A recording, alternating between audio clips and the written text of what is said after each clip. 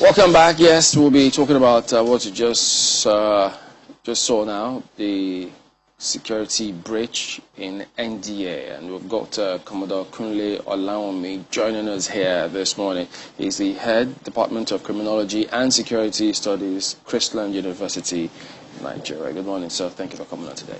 Thank you very much for having me. Well, this is it's one of those blow your cheeks out moments, because lots of people, when they heard it, they just thought, no way, this can't be. But they just thought, well, in fact, some people thought it was fake news. Others thought, nah, maybe there could be some other explanation to this. And then the academy put up this press release saying, yes, it's been compromised. And here we are today. So details are emerging that raises more questions than answers at the moment. But what's your impression of this, for instance? Thank you very much. My impression, I think, is just the impression of every Nigerian at this point. This is an aberration. I mean, you don't attack Nigerian Defense Academy and kill officers and get away with it. Yeah.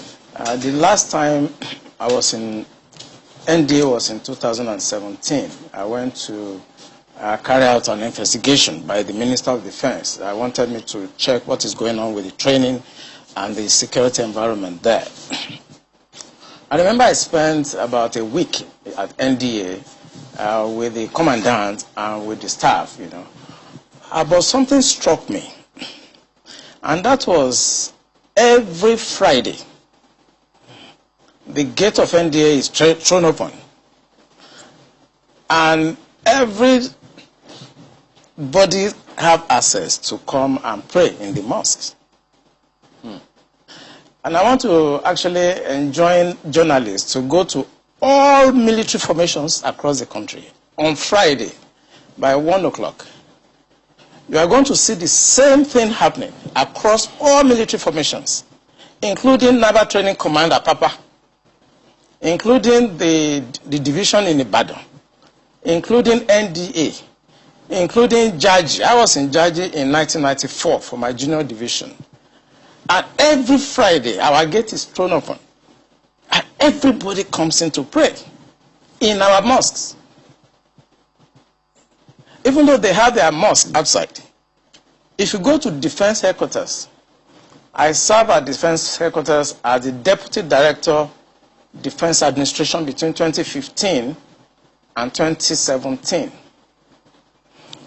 Throughout my 2 years at Defense Headquarters, I received visitors only twice because of the strict security architectures at the Defense Headquarters. But every Friday, the gate of Defense Headquarters is thrown wide open for everybody to come in and do Jumat. That is the time the terrorists have the time to profile our security environment. Has that always been the case? It has always been the case. I've served the military intelligence for the past 35 years. It has always been the case. Our problem is religion and social-cultural. I mean, people will expect me to come here and start talking about kinetics, about operation and so on. I've been an operational commander all my life. I've commanded warships, I've commanded troops, I've commanded men outside Nigeria and so on. But I'm not going to come to your station to discuss kinetics. The problem is not kinetics. In 2017, 2016, I'm always a member of the Security and Intelligence Brief at the Defense Headquarters. I told them, General Olawunmi then, that the challenge we have in this country cannot be solved the same way we solved the problem of Niger Delta. The Niger Delta problem was solved during Yaradua time, basically by me. And I told them that we can't use that same template for Boko Haram. I told General Olawunmi to look at the center of gravity of the problem. And we all came together. I was made a member of the committee, including Atahiru that just died was a member of that committee in 2016, 2017. And we came to a conclusion after several arguments. The arguments were three. To identify the center of gravity of the problem, one group said it is the fighters, the Boko Haram fighters are the center of gravity, so we should go after them. Another group said the center of gravity of Boko Haram is Abubakar Shekau. So if you go after Abubakar Shekau, then the problem of Boko Haram will be solved. I took exception to the group. I said that is not the center of gravity of the problem of Boko Haram insurgency that we were having between that 2012 and 2017. And General Olawunmi asked me, Olawunmi, why are you giving problem? What is the problem? Give us the answer. And I told General Olawunmi that if I tell you the answer, you're not going to be able to solve the problem. He said, what is the problem? I said, the center of gravity of Boko Haram and insurgency in Nigeria are the sponsors of that program. It was beyond us. Because the job we need to do is kinetics. Fight, destroy places, resolve issues. Yep. But we cannot resolve issue of sponsors of Boko Haram that were in Buhari's government, that we know them. When you say we, who I was in the military intelligence. Okay. And the defense headquarters staff that I work with, they know. And that was why we couldn't pursue that aspect that could have resolved that problem. Because you need to arrest people. And recently, 400 people were gathered as sponsors of Boko Haram. Why is it that Buhari government has refused to try them? So the government knows sponsors of Boko Haram? Of course, it's in the news. In April this year, the government said they have arrested 400 Bureau de Change related people that were sponsoring Boko Haram. They told us. Mm. And Abu Dhabi also helped us to arrest few Nigerians, tried them, we know them. Why can't this government, if not that they are partisan and they are actually part of the charade that is going on, why can't they bring those people out for trial? So the Bureau de Change operates on the one hand, but you particularly said people in government. Are those part of the Bureau de Change, or those people that you say are in government are still there, government is aware, and government is condoning them? The people I mentioned that are in government are not these ones they just arrested. You remember this Boko Haram issue started since 2012. Yeah. And I was in the military intelligence that time.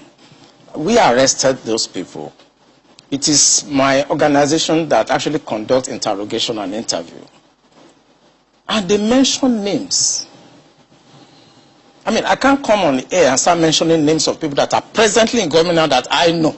Presently in government. That the boys that we arrested mentioned. Some of them are governors now. Some of them are in the Senate. Some of them are in Aso Rock. Why should a government try to cause this kind of embarrassment and insecurity to the sense of what happened yesterday? And the solution I gave them in 2017, because when I identified the center of gravity for General Olawunmi, and they couldn't pursue it, because some of them were ministers. And what I'm saying now, the Department of State Services are listening to me. They know them. Yeah, Commodore. So the solution I gave them was that if we can't pursue the policy strategic level, because the people that we need to talk to are also going to be difficult to deal with, I said what they should do now is to conduct two things. We should buy blimps. The blimps are not UAVs. They are not drones. Blimps are equipment that can fly up to 10,000 feet, 30,000 feet, static if you want, mobile if you want, and they carry a lot of payload. We saw them in Afghanistan. We saw them in Kenya.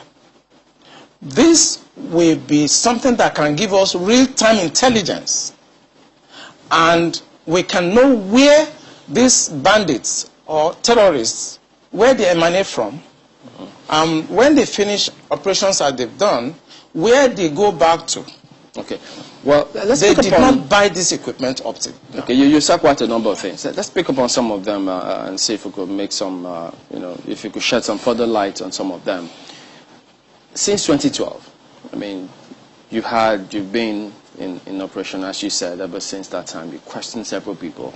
Some people were identified at that time. Did the government at that time try any of them? Or were any of them also in government at the time? No, the government did not try any of them, and the defense headquarters where I worked then did not pursue that line of operation because it's beyond them. The defense headquarters, actually, when you look at the defense structure of Nigeria, they lie within the policy strategic level, but basically they are operational guys. So when you have policy problem, then they cannot go beyond their masters. They can write intelligence report and say this is what is going on. And we've seen that the present government know what is going on. I'm sorry, is this a policy problem? I mean, the laws are clear. If someone is said to be involved in something as devious as this, the laws are clear. This person is meant to be arrested, questioned. I mean, it's quite clear. So is it a policy problem? We have the laws. So what is stopping the security agencies from actually enforcing the law, since that's what they are? I think what is stopping them is like when you are a member of a church and your pastor have decided to be at a certain level of spiritualism and you're a member of that church. You cannot be higher than your pastor spiritually. You can't, no matter what you do. So this is the same religion you spoke about? Yes. In real life, you see that the defense headquarters cannot conduct any operations that is not sanctioned by the commander-in-chief of the armed forces. Yeah. They cannot. No matter how small, little they cannot. So when the Yar'Adua government decided to put an end to Niger Delta militancy, that was in 2007. What he did was simple. He called all the security chiefs and all the intelligence chiefs and tasked them to come up with a solution. The Defense Intelligence Agency, the National Intelligence Agency, the Department of State Services were called with the Inspector General of Police and the Interpol to come up with the solution to the problem. Then the problem was Niger Delta. The president was Yar'Adua. He was dispassionate. He wanted to solve the problem. Within 6 months, we solved the problem. I remember I have to go to Angola to go and bring Herioka, and nobody in Nigeria knew what we did. All we know is that since 27, 28 that we conducted our operation under Yar'Adua, Niger Delta issue has remained manageable. This government does not want to resolve this problem. They are escalating it because of tribal and religious sentiments. So when you say this government does not want to resolve it, don't forget the same government has purchased. In fact, they're going to induct the Super Tucano jet because of, the insecurity situation. The president has had to change guards, as it were, as a result of people's clamor. I imagine if that was not in the thinking, why would you go that length to make some of the, some of the pronouncements, the meetings that have happened, the purchase, the change of guard and the rest? Why would they do all that if they don't want to sort this? Because that is not the solution. What you just mentioned is not the solution.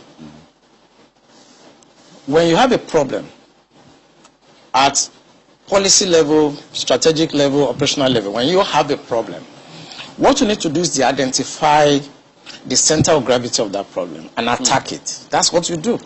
What they are doing is not attacking the center of gravity of the problem of Boko Haram and insurgency. So if the president is buying Super Tucano, is changing service chiefs, that is not the solution. We are looking at the wrong side. It's not kinetic. It's politics. Are you ruling out kinetic altogether? I can't rule out kinetic because so it's part of it's the a solution. spectrum. It's a spectrum, you know, so you can't rule out something. But the center of gravity is what they should look at. And what is it? I'm saying it on this channel. It is the sponsor of Boko Haram and bandits. And speaking about the sponsors, you know, when you say the DSS, and yeah, they could be listening to you, but so they profile, part of their responsibility is to profile all of these persons before they either vie for elections or before, excuse me, they are nominated for any of these positions.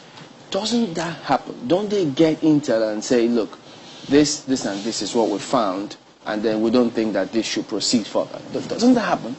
It does. You know, when I worked with the DSS in 2007, because when Yaradua approved the operational order that we did, we now have to work together as a team.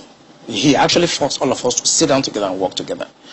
I was surprised at the tremendous amount of information had by DSS. I was shocked. We in DI, I was in Defense Intelligence Agency, and when they were forced to bring out the files, I was shocked. They have so much information at DSS presently as I'm talking about what I'm talking about. They have. But you see, if a fish is going to get spoiled, it's going to start getting spoiled from the head. The DSS will not do anything except the Commander-in-Chief's body language shows that this is the direction I want to go. That is where the problem is. The DSS has tremendous information. By the time 2023 is here and somebody take over and wants to undo some of this evil that I've seen in this country, you'll be surprised names that the DSS will bring out. They have the information. There's nothing I'm going to say here that they don't have. The defense headquarters have the solution for the kinetic aspect. They do. I'm not going to come here to advise them. I work with them and they're still there. The Chief of Naval Staff was in the intelligence with me. We were together in Defense Intelligence Agency. That's Vice Admiral Gambo. I know these people are good. They know what to do. It's not that they have problems. It has to do with politics, the sponsors, people that feel that this country should be Islamized. You know, assuming but not conceding that, I mean, that all of this is the case. So what is the end game? Because I imagine as a strategist, that's what you think about. So these things are happening. What is the end game? So why will this be allowed to fester? For what purpose?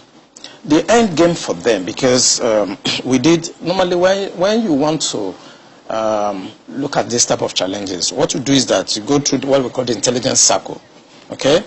When you do the processing and you do the analysis before dissemination point, you discover that the end game for them is to just turn this country into like a Taliban type of country. And it's a mindset. And anything goes.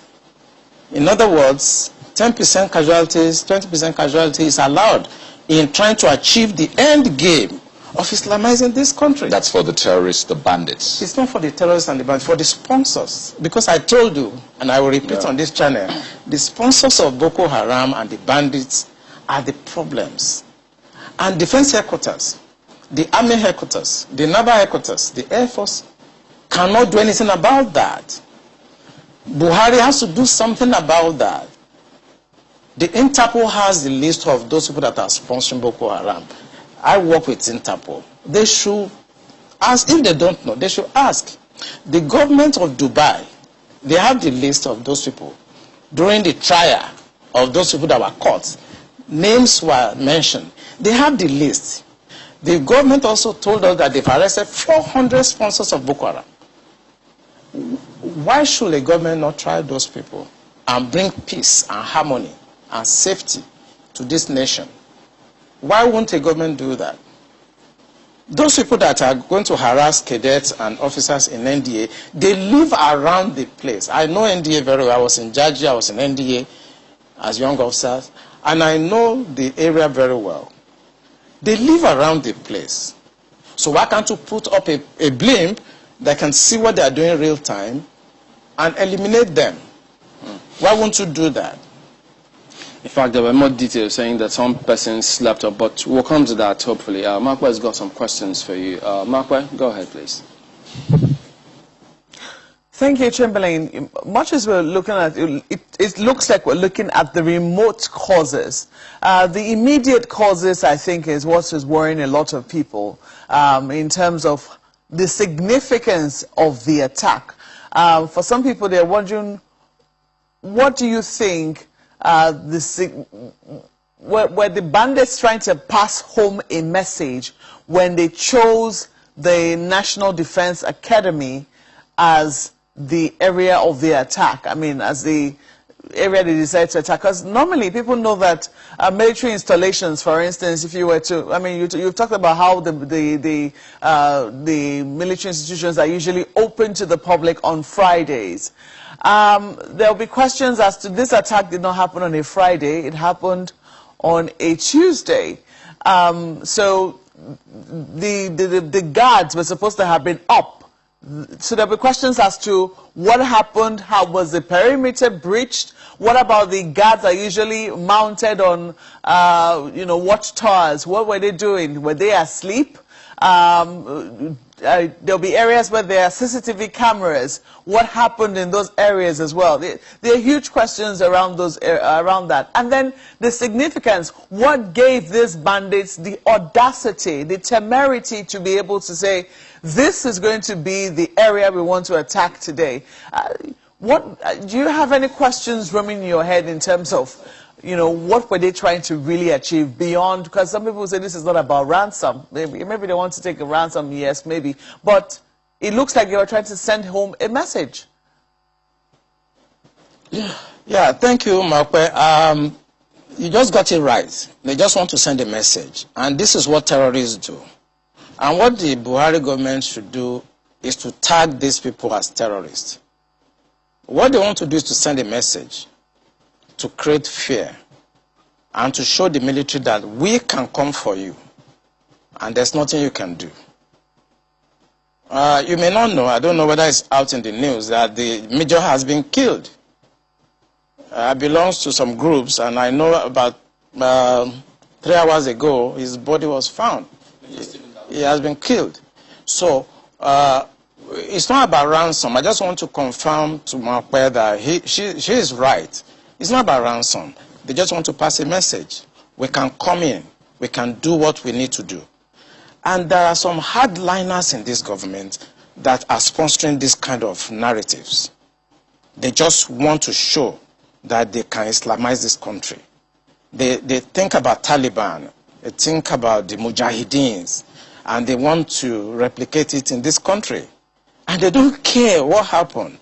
They simply don't care. As long as at the end of the day, there's Sharia and there is whatever thing they have in their head and they want to achieve. So these people that are sending messages are sponsored by Nigerians. So if I could follow up on that quickly. Please go ahead. This part of what you just spoke about now, the security agencies gleaned this from those who they arrested over time, saying this is the intention. Absolutely. The intention of it's on the internet. So it's not even about the people we interrogated.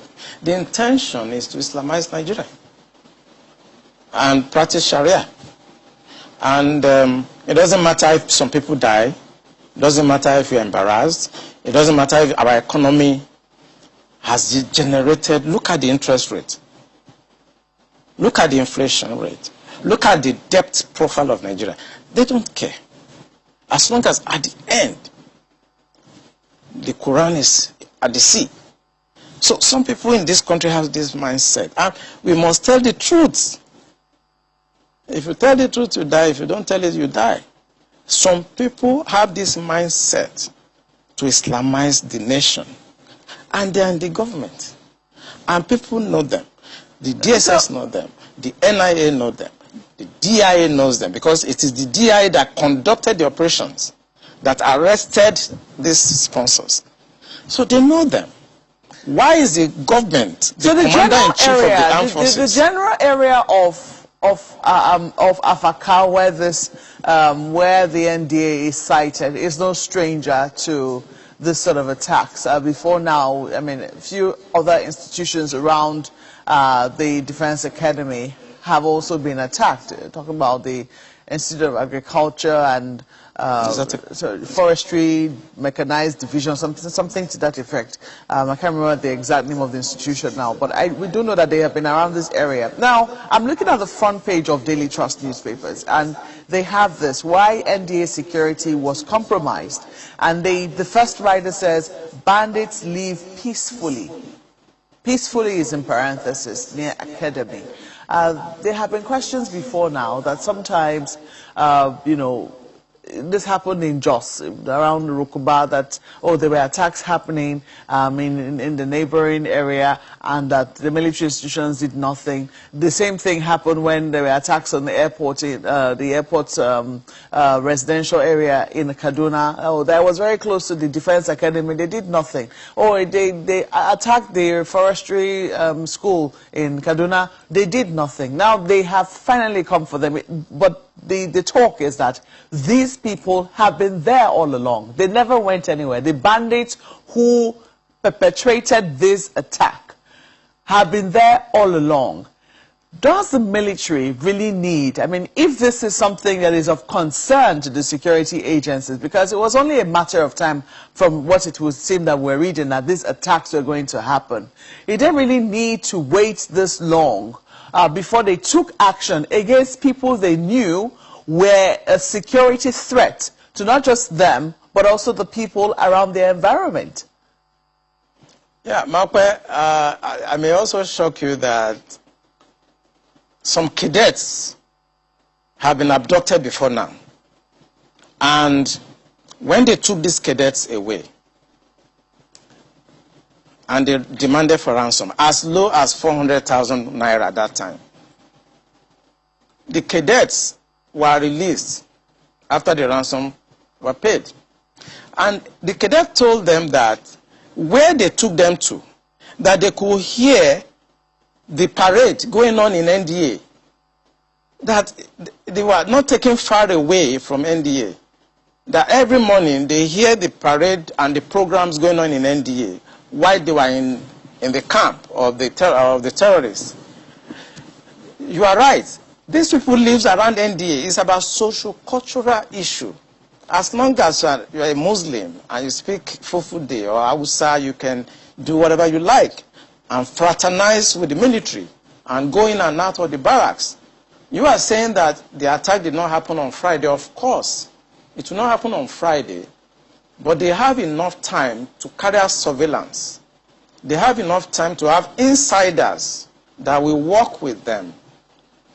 The problem is that journalists should go around our military institution this Friday and carry their cameras and see the decadence, the security breach that goes on every Friday in all military institutions across Nigeria, and tell the Minister of Defense to put a stop to that. The defense institutions, they are sacred. They are not where people can come on Friday, throw open the gate because they want to come and do Jumat. The truth is that on Sundays, we don't have such, invasion of our premises by Christians to come and pray or to come and do whatever on Sundays. But for the 35 years I spent in the military intelligence, if you go to Tego Barracks in Apapa, it's the same. The Tego Barracks is where I was trained as an intelligence officer. It's the same. On Friday, they will troop in. They throw it open. It's religion. And because we must think about solution, the Minister of Defense should stop this. They should make pronouncement and stop it. Every Friday, people should go to various mosques around them to pray and maintain the sanctity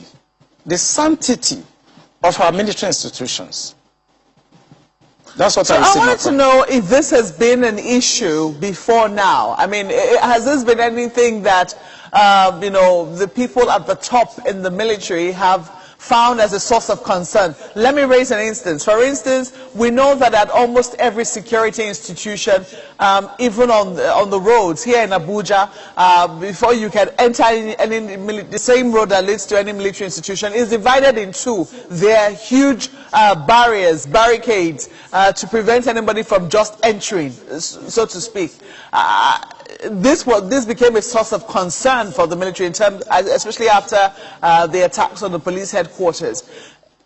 Has this been a source of concern for for the top brass of the military to say, hey, look, if we're taking these steps to put barricades, then this is also going to be a source of concern for us. What can we do about it? Have they elevated this discussion?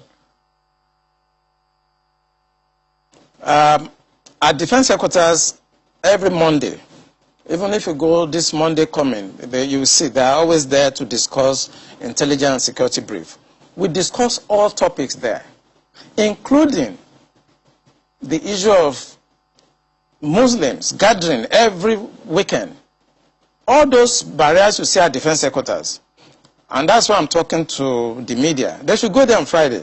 The barrier is no longer there. It's open because it is Jumat. And this is when they come to carry out surveillance. If you look at what happened in Mogadishu Barrack, it was the same. That was the time they went there and blasted the place and killed a lot of people. It's these same people that are allowed to have access on Fridays and become members of the mess because they are, you know, it's a social cultural issue. So I think we should begin to look, the Minister of Defense should put an end to this, because for 35 years of my stay in the military intelligence, it has been the case. Both naval institutions, Air Force institutions, Army institutions, even the Department of State Services. Once it's Friday, the gates are thrown open, and people come from outside, and there'll be no space. They'll be all over. If you go to Defense Headquarters on Friday, this Friday, you see them littered everywhere. If I could just comment now. I mean, this conversation is usually quite tricky. I mean, people listening, some might take different perspectives to it, thinking, oh, is this a religious thing? Is this an ethnic thing? They ask, is it only Muslims you have in the military? Is it only people from this certain cultural, heritage that you have in the military? And I'd like us to tackle the issues. You have mentioned what you have called the core, as it were, of the problem. How do we tackle this without viewing it from a religious spectrum, an ethnic spectrum? Because you know well, Nigeria is quite, polarized across, these groups, ethnicity and religious. How do we tackle it without coming off as though you're inciting people, on those lines? You see, one thing I discovered in this country is that when it comes to religion, everybody is very sensitive. But the fact I have laid bare is from the experience of 35 years of military intelligence. So I'm not coming to the air to whip up sentiments, no. I have been in the system. I work with Abacha government. I work with Babangida government. I work with Abdul Salam. I work with Yar'Adua Obasanjo. As a core insider of operations, I belong to a group of people that you are not supposed to see, people that you are not supposed to hear, because we have 3 classes of military officers. I belong to the worst group. I lost my family because my family does not have to know where I have been, where I have gone, and I cannot talk. I've seen Kunle here, I've seen Stan Lambo. Some of us belong to that group that we are not supposed to be seen, and we are not supposed to be heard. The truth I'm telling you now is not about sentiment. Is that there are a group of people in this country that feels that this country should be Islamized. This is a fact. Except you want me to start mentioning names of people in this government that we have interrogated. I was a member of an interrogation team, and I've interrogated a very high-ranking member of this government in 2007, 2008 on the issue of Boko Haram. I interrogated him. He's in this government right now. And what was the issue? Boko Haram. And this senior officer was actually let go because he was found culpable. But right now he's in the government. You see, we must say the truth, because if you don't, this country is going down the precipice. We have been set back more than 60 years right now. We've gone back to the time before 1966 now. And whoever is coming back to repair this country has a lot of work to do. This country has never been polarized, so we cannot run away from it. We have never been this much polarized. I'm a federal person. My mind is federal. My brain is federal. My loyalty is federal. I do things for the federal government. So I cannot come here and try to be sentimental. No, I'm a federal person. So will your life be at risk now that they're hearing you? I don't care. I don't care. And my colleagues, they know me. Those people that listen to me, they know me. I don't care. The issue is that this country is bigger than an individual. That is the issue. This country is bigger than individuals. Buhari will come and go.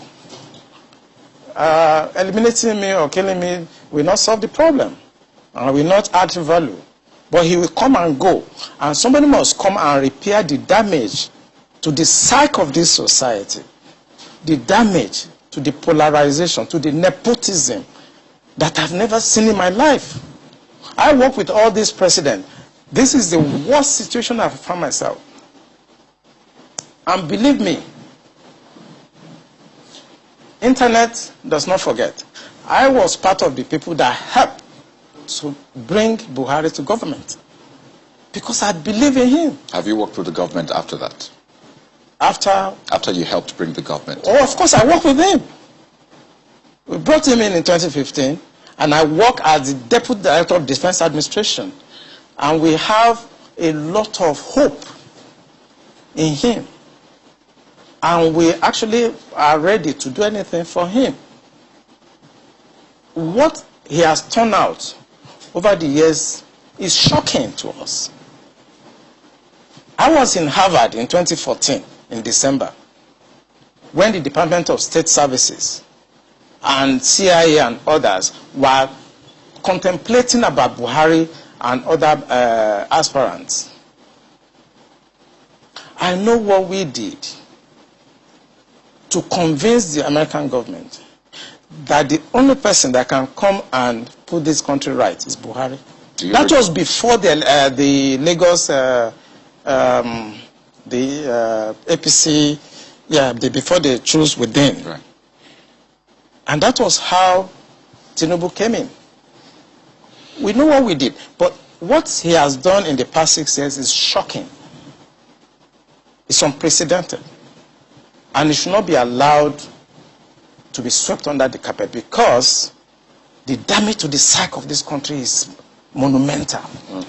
We'll talk more on this, but pardon me, we've kept Mr. Alfred Ononuju waiting. He's a security consultant and a forensic investigator as well. Good morning, and pardon us, we just had to explore some of these positions. So, you've been listening in to what's being said, and then perhaps also read and updated yourself with the current situation concerning that scenario with the NDA. What do you think? First, let me thank my dear brother as a patriot. He's speaking not to impress anybody. He's speaking as a patriotic Nigerian. He's also expressing his experience at times in service to Nigeria as a nation. May I also condole with the families of the officers and men that were brought down during this attack. It's pathetic. To say it's unfortunate is to make light the issue of what is happening to us as Nigerians and what is happening to Nigeria. The least of our aspirations and expectations was to find ourselves where we currently are, as a people. It's worrisome that there has been this, unseriousness about tackling the identified threats. And I believe that one of the solemn pledge of any officer is to protect the territorial integrity of our country. Now, when these territorial integrities are being flagrantly held with contempt and invaded with impunity, I think something must have given way. And there doesn't seem to be a response, a measured response to some of these threats as expected from people under oath, from people who have sworn to protect and defend the territories of Nigeria. Having said that, frankly, I want to thank you for allowing the veteran to just take us down the line. And I think he's been one of the most courageous Nigerians I've met in my entire life. So I give you my compliments, sir. We are worried. I'm a father, I have children, and I'm sure most families are concerned. When you put it side by side with the stories coming from the Middle East, particularly the Afghan story, the invasion of the Defense Academy is a signature too loud. It's something that we do not have an explanation for. And I expect that a couple of things should happen. One of which is that I think the National Assembly, if they are not compromised, should look at the options of impeaching the president. I'm sorry, I'm an APC member, but I think when it comes to the safety of the land, too many things have happened, and they're becoming too frequent that if anyone that truly loves Nigeria is not angry or upset, then the person must be a hypocrite. The person must be a saboteur. Secondly, I also feel that the structure of the Nigerian security should be reviewed. Now, we are going to be careful in making statements because we are in the public platform, being that things people say could be either misinterpreted or taken out of context. However, the truth must be said. We are facing a very dire situation. From a criminal intelligence perspective, it is very unhealthy for a nation of over 200 million, and with the strength of army that is in excess of possibly 200,000-300,000, to sit, watch as these people invade our space. And you know, Mr. Olawunmi, pardon me, if I can jump in as well. I mean, you were right when you said they could misinterpret certain things. In fact, they could even misinterpret your call because, I mean, you're a security person and you're talking politics to the National Assembly. So let's leave politics for them to do what they have to do in politics. But speaking about security, now that this has happened, of course, they'll tell us there'll be investigation. They'll look through what's going on. So having heard what Komodo has said, do you think that there can actually be a solution? Will they hit a brick wall, or do we expect any results from any investigation that will be going on? Well, it will be impossible to think of a solution outside politics because the policymakers are the politicians. They run the show. The president is a democratically elected president. So he depends on not only his political interests, but also structures of the government, which is under the authority of political establishments. So the solution will come from two ways. First is that we have to, like General said, we have to identify where the problem is coming from. And he captured it very well. We are suffering from ethno-religious invasion of the establishments. When we eliminate the unbearing influence of religion and ethnicity in our systems, then I think we begin to promote patriotism. Now, patriotism can never thrive when religious and ethnic superiority, is in front of the banner.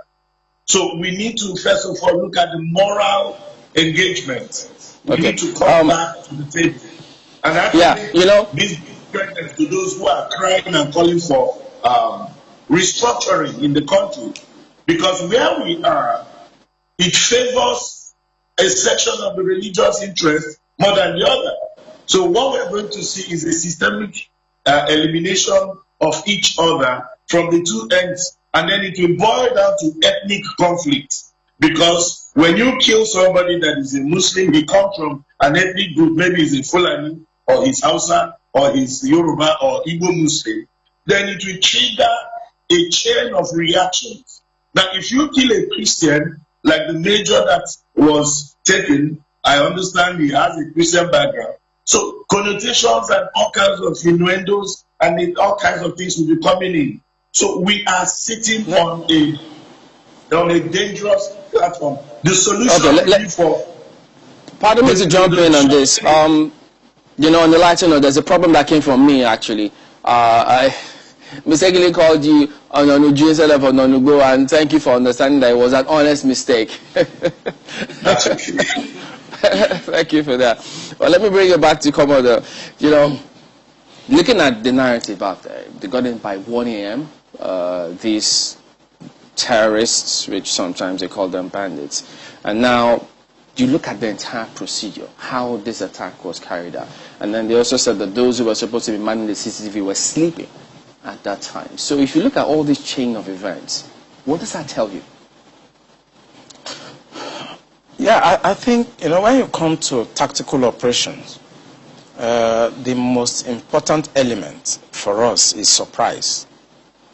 It doesn't matter whether they slept off, whether the people that are supposed to be inside. I mean, at that time, 1 a.m., they know that they can achieve the element of surprise. Even if after 30 minutes of their invasion of that environment, it will take a lot to be able to respond to such an attack. So don't start looking for who to blame or who to... it's just with a view to correct some of these things. Are they supposed to be sleeping in the first place, manning CCTV cameras? For an attack, I've conducted attack in Niger. I've conducted attack in Angola. You see, no matter how fortified an environment is, no matter how foreign it is, if you can achieve the element of surprise, you win. I know NDA very well. I know the security architecture. Even if by that time, 1 a.m., they want to respond to that, I know the process. The weapons are in the armory. You need to go and open the armory and start signing. The bandits is not going to allow that to happen. They continue to fire and continue to follow up. And you cannot respond. In any response, you are going to be caught by bullets. So it's not about what happened at 1 a.m. Gentlemen, it's about what has been happening for the past 2 years, 3 years, where these people have been having access, unfettered access to NDA. So and they carry out their surveillance, and they know the right time to strike. It's about 2-3 years back. It's not about now. So anybody that wants to investigate this issue should not look at now.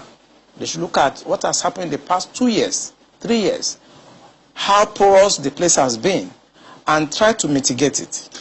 Two issues I'd like to quickly raise. First, do you also agree with the theory of insider collaboration for this to have happened in such brazen manner? Absolutely. Absolutely. There's no, we do operations like this too.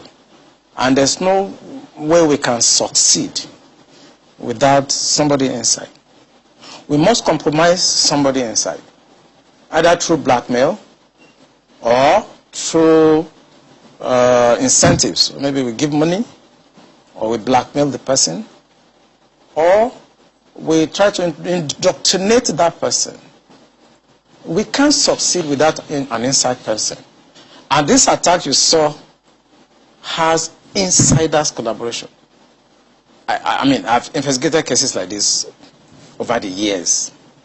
And I know 60% of the time, when you send an attack like this, there's an insider there. So until that insider is fished out, we might have this sort of attack again and again. It will always happen. There will always be insiders.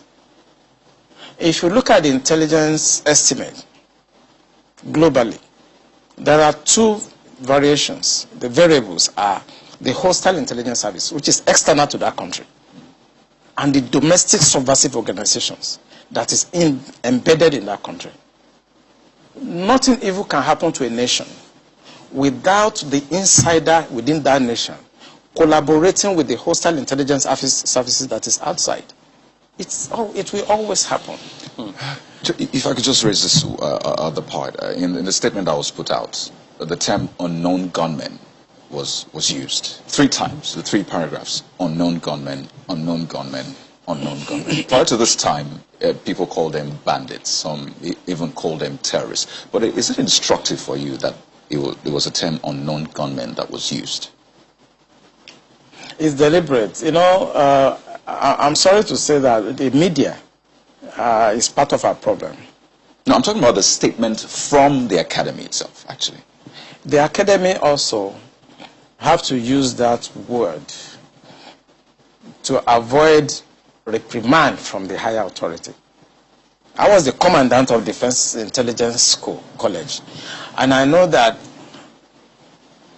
at that time there are things I cannot say. If you term them terrorists, it carries a lot of weight, and you can be reprimanded for that as a commandant of NDA. So he's going to be very careful to keep on using that same term that is safe to use, because there are legal and other implications when you term a group terrorists. But I want to say on this channel that those people are terrorists. And if the government of Buhari is serious about putting an end to what we are seeing, he must pronounce them terrorist organization. Because once he does, it carries a lot of weight. And the reaction of the armed forces, where I belonged to before, will be completely different. What was the point you were going to make about the media? There is nothing that is going on today that is not actually tainted by the media. How? And that is why I have to come here and make bold to say what I've said. The media also know 80% of what I've said now, but they will not publish it. They know. I work with journalists. I was Deputy Director of Foreign Liaison at Defense Intelligence Agency. I work with journalists. I was Commandant Defense Intelligence College. I work with journalists. I train journalists in intelligence operations. They know. So why are they not also saying the obvious that will help the security and safety at that time, progress of this country? So at that time that you worked with the journalists and training them and doing all of that, did you give them permission to publish your name as a source if they were going to go to press with those details? Oh, I did. It was a policy because, you see, when I was made the commandant of Defense Intelligence... No, because you had said that you belonged to a group that was not supposed to have been heard or seen. Yeah. So how did you give them permission to publish your name? Yeah, because at that time I was holding a different appointment. I've held a lot of appointments in the military. There are certain appointments I will hold that has no connotation with intelligence at all. For example, I was the Chief of Staff Logistic Command for the Navy. That appointment has nothing to do with intelligence. I was the defense advisor to Nigeria in France. It has nothing to do with intelligence. So there are times I hold appointments and I have to deal with journalists. And I must tell you, I can mention some of them. Mohammed of NTL, I trained them because I wanted them to understand that military intelligence is not like a cult. I exposed some aspect. Even though most of their documents are usually top secret and they tell you can't publish or even access the document, even if you see it by mistake. No. There are places you process top security. I mean, if you want to talk about document security, it's a lecture of itself. You have unclassified materials, you have confidential materials, you have secret materials, and you have top secret. There are processes. It's an area of military that you need to do a lot of training. So when we bring journalists in and talk to them, we ensure that they don't see unclassified materials. And it's just for them to understand how the system works. Basically, if you go to Afghanistan, if you go to Iraqi, you will see journalists embedded with the military. But it's not the case here. I think I tried to encourage you when I was the commandant that we should allow journalists to have access to some of the things we do so that they can say it as it is. Because when I conducted the operation in 2007 in Angola and I came to Nigeria, what you read in the newspapers, what you hear on television and what you see are completely skewed from what we were doing. So why did they want that to happen here, to embed journalists? I just think it's myopism. We have a lot of illiterates in the government that don't understand that hiding things in this 21st century doesn't work anymore. They try to hide informations and they try to protect what they think is corruption to me. That's why they don't allow journalists to actually access some of these things, because this is the most corrupt country in the history of this country right now. Marpa? Well, sometimes, you know, there are questions as to what usually will happen. I mean, in terms of, before you went into the journalistic exploration and how the media is sometimes a part of the problem. And, you know, I think that there's an ongoing conversation in terms of how the media can be help, can be a source of support to the military rather than a hindrance. But before we went into that discussion, I think we're talking about something else. And for some reason now, I think that has finally escaped me. But moving forward, because you're talking about the language used there, the fact that they were branded unknown gunmen, and the fact that even though it was a very short statement, it was used 3 times, in that I think that there was some attempt to try and reinforce the fact that these are unknown gunmen in that very short statement. But I'm wondering, now that this gentleman, the officer who was taken, has been murdered and his body has been found, do you think that there is any hindrance now stopping the military in going after these people? Because in many places they will tell you that people will always dare. I mean, we've seen attacks that have been very daring, even in the most developed places that are considered very developed countries. The difference between there and here is that when you do dare that sort of attack, the chances that you're going to come home or go back or go scot-free are very slim.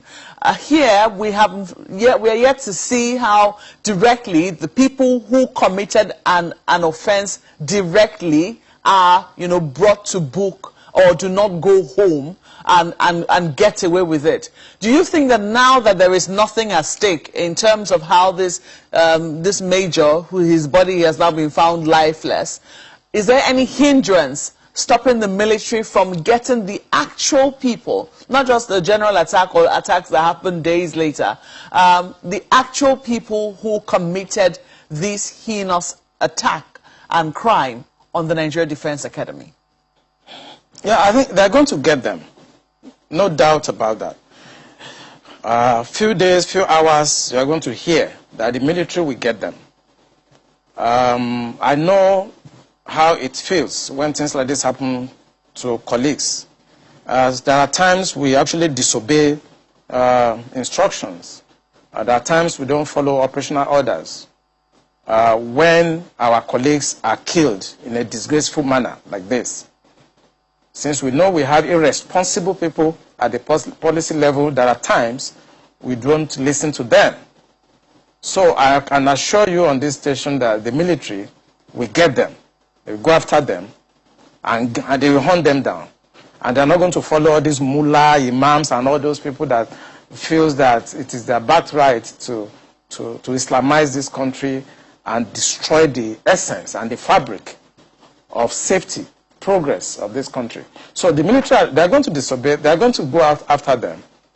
And as I repeat, in a few hours, you're going to hear, they're going to get them, and they're going to deal with them. Okay, just one more thing as we wind down. What would you advise Nigerians? I mean, they've listened to you, several things going through different people's minds now. What would you advise them to do in terms of, in the light of all that is going on, how should they conduct themselves? What should they do such that we all can have, at least contribute in whatever way we can to have a country? Which people are you referring to now? Nigerian citizens who are not perhaps in the military. Regular citizens. Are you talking about the civil society? Civil society. What they should do? Yeah.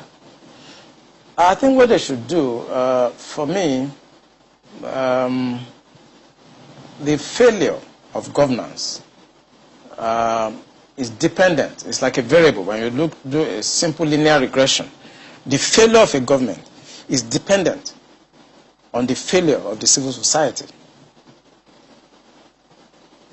So you have two variables: a failed government or irresponsible government, and you now have at the other side an irresponsible and a failed civil society.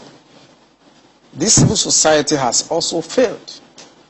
You cannot allow somebody to do for the past 6 years what this government and the so-called cabal, whatever you call them, have been doing to this country, and the civil society has been quiet. They have to speak out. They have to come out and resist tyranny. This is tyrannical government. You have to resist it. You don't wait until maybe he leaves in 2023, then you start, everybody will now jump out and start talking. Because the damage this government is going to do in the next 2 years is going to be more than what they've done in 6 years. All right, we have to thank you for coming on, Commodore Kunle Olawunmi. And Mr. Alfred Ononugo, I have to also personally apologize to you, but just that we needed to explore some perspectives, but we do hope that I'm sure you do understand. Thank you very much indeed for your perspectives as well today. All right, we're back in a moment. Join us again.